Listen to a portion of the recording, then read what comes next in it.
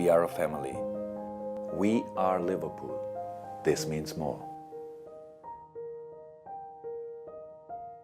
2023년 6월 8일 리버풀의 새로운 10번 알렉시스 맥 알리스터 입단. 1000억에 근접한 이적료가 예상된다는 언론과는 다르게 현저히 적은 금액인 570억의 이적을 확정지었습니다. 확실하게 금액이 밝혀진 것은 아니지만 3,500만 파운드에 근접한 금액으로 마무리되었다는 언급만 하고 최종 금액에 대해서는 비공개라고 합니다. 작년 10월에 알리스터가 계약 연장을 하며 새로운 조항을 넣었는데 그 조항이 이적하는 데 있어 보다 수월한 옵션이라 합니다. 괜히 이적료 관련 비공개로 마무리하는 게 아니죠. 따라서 1000억도 아닌 고작 570억 정도의 월드컵 우승 경험, 브라이튼 돌풍의 주역, 잉글랜드 3년차, 언어 문화 문제 해결, 미드필더 모든 역할 소화 가능, 완벽한 선수를 영입하게 되었습니다. 이적 시장이 시작되기도 전부터 공신력 있는 기자들 사이에서 거론되었던 선수이다 보니 많은 팬분들이 그의 스타일을 잘 알고 계시겠지만 우리 선수가 되었을 때 얘기하는 거랑 오기 전에 얘기했던 거랑 기분이 다르잖아요. 그래서 오늘은 공식적으로 인터뷰한 내용을 바탕으로 이 선수가 어떤 환경에서 축구를 해온 것인지, 리버풀이 영입한 배경은 어떠한지, 실제로 알리스터의 성격은 어떠한지 경기장 외적인 부분에 대해서 자세히 알아보도록 하겠습니다. 알리스터가 누구인가? 알렉시스 맥 알리스터 1998년 12월 24일 아르헨티나 출생 24살의 중앙 미드필더입니다. 176cm에 69kg, 신체 사이즈만 봐도 볼 잘 차는 10번 타입일 확률이 높겠다 느껴지죠. 오른발이 주발인 선수로 6번, 8번, 10번 성향 모두 뛸 수 있으며 왼쪽과 오른쪽 어느 위치에서 뛰더라도 불편함이 없는 유형입니다. 완전한 홀딩 미드필더를 제외하면 미드필더가 뛸 수 있는 모든 역할을 대신할 수 있는 타입이다 보니 클롭이 좋아하지 않을래야 않을 수가 없는 선수입니다. 특히 그의 인품, 성격 또한 좋아할 수밖에 없는 조건을 갖추고 있는데 리버풀에 입단하여 대성하는 선수들이 가지고 있는 특성을 알리스터도 과연 갖추고 있는지 살펴보죠. 알리스터는 태생부터 축구를 잘할 수밖에 없습니다. 아버지는 왼쪽 풀백 아르헨티나 국가대표 출신이며 삼촌은 공격수로 프로 선수 출신, 그의 두 형제 중 한 명은 미드필더, 다른 한 명은 수비수로 모두 프로 선수입니다. 특히 아버지는 마라도나와 함께 경기를 뛴 경험이 있고 아들 알리스터는 메시와 함께 대표팀에서 월드컵 우승까지 이뤄냈죠. 축구 가문답게 5살 때부터 축구를 시작한 알리스터, 부에노스아이레스 지역에서 유명한 파르케 아카데미에서 시작했습니다. 이 아카데미는 테베스, 캄비아소, 리켈메, 인수아 등등 유명한 선수들이 거쳐간 명문 아카데미와 같은 곳이었죠. 아이들은 언제나 그 클럽에 살았습니다. 한 명이 훈련하면 또 다른 한 명, 그리고 또 다른 한 명이 순서대로 훈련을 받고 그들을 모두 데리고 계속해서 축구를 했죠. 저희 아들 셋은 축구선수 그 자체로 태어난 게 분명합니다. 저와 제 동생이 축구선수로 겪은 모든 일을 함께 공유하며 자랐기 때문이죠. 아들 셋도 모두 축구를 했던 터라 알리스터 형제들과 아버지는 식사 자리에서도 언제나 축구 얘기만 했다 합니다. 얼마나 축구 얘기만 하면서 살았던 것인지 알리스터는 인터뷰에서 우리는 축구를 먹고 축구에 대해 얘기하고 축구를 봅니다. 그것이 우리가 삶을 살아가는 방식이죠. 축구를 먹는다라는 표현이 참 인상적입니다. 아버지가 말씀하시길 이곳에서 어릴 적부터 축구를 배운 덕분에 보다 공격적인 스타일로 발전할 수 있었다고 합니다. 특히 보카 주니어스를 좋아했던 그는 리켈메를 거의 숭배하며 그의 플레이 스타일을 보며 자신의 기술을 발전시키곤 했죠. 아카데미에서는 어릴 적부터 기술적인 훈련의 중요도를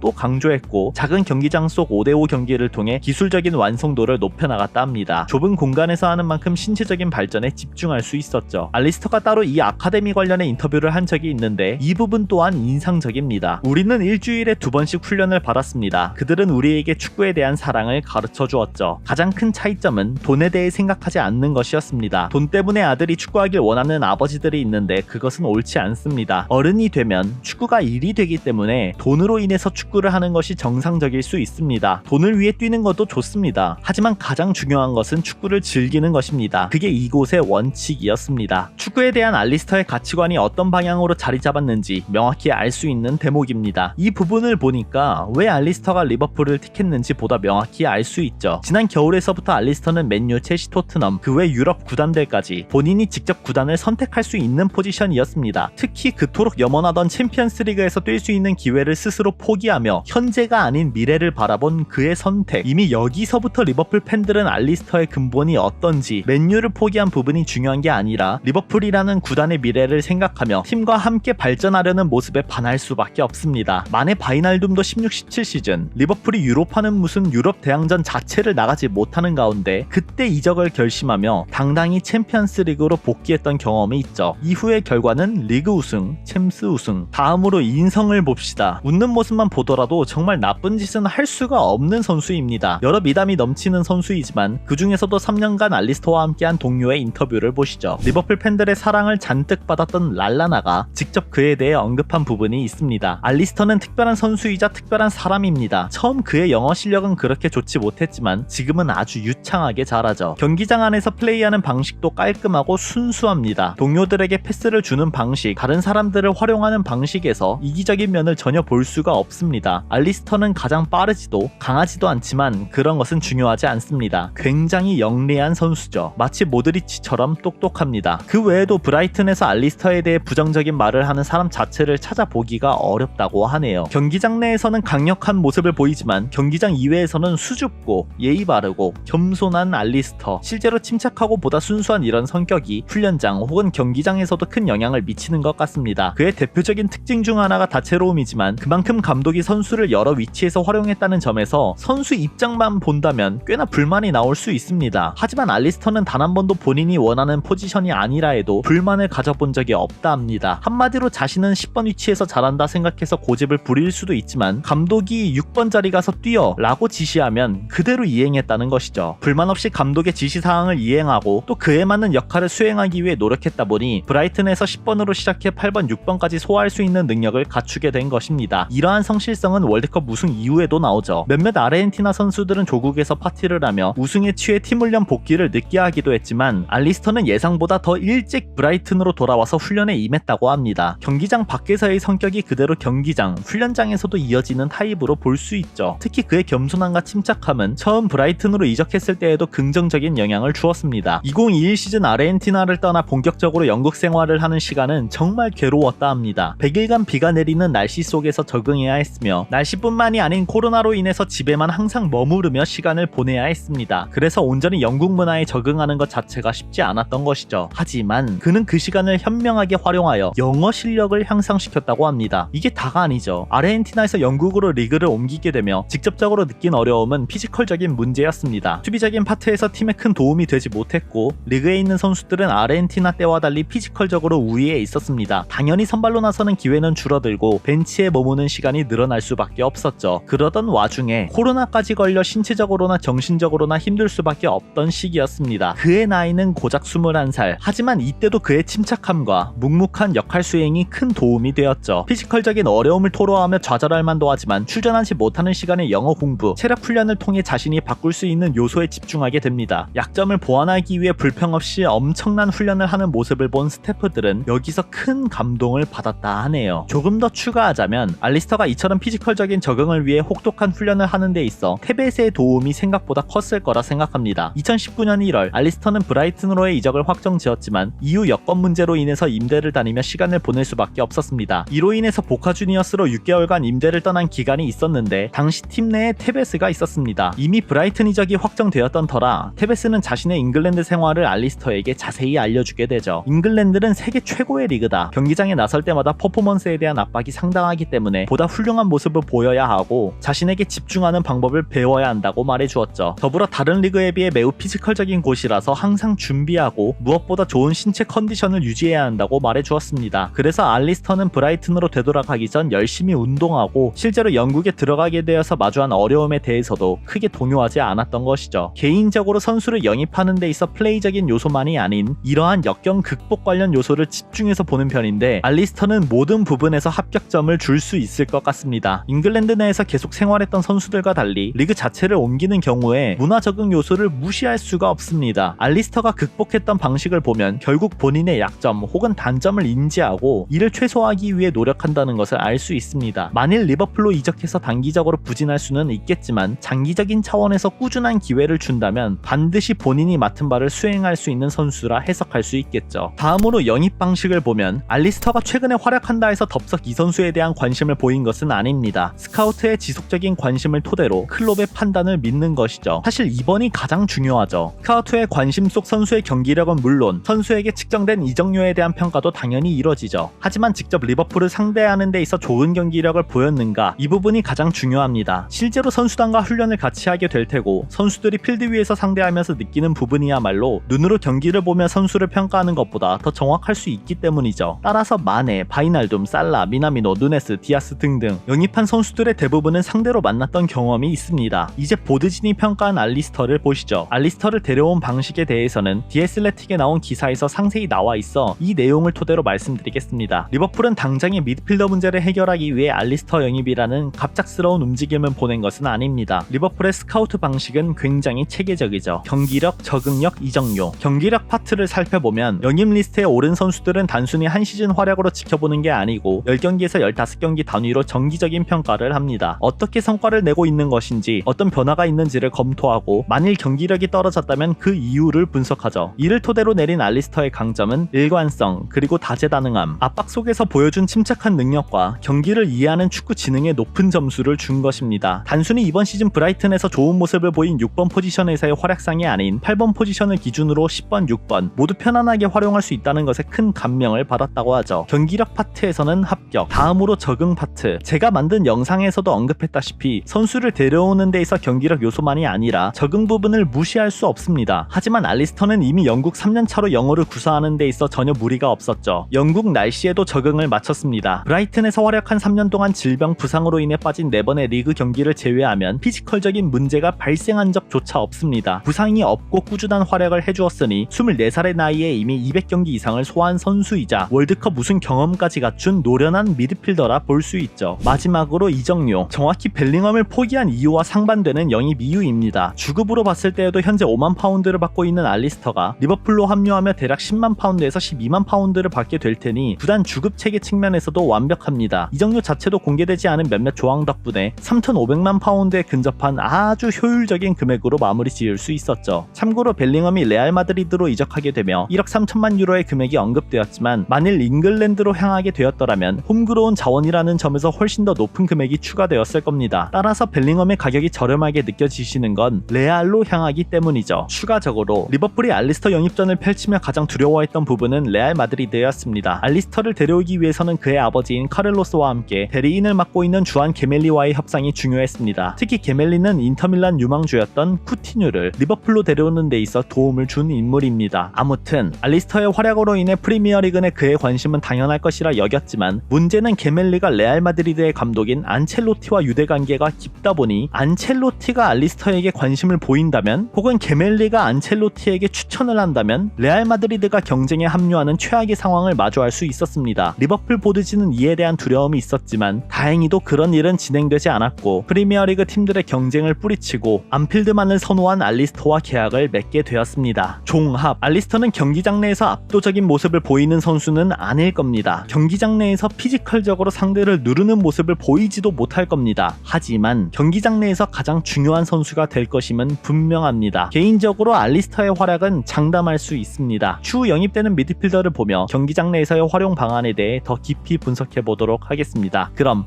안녕!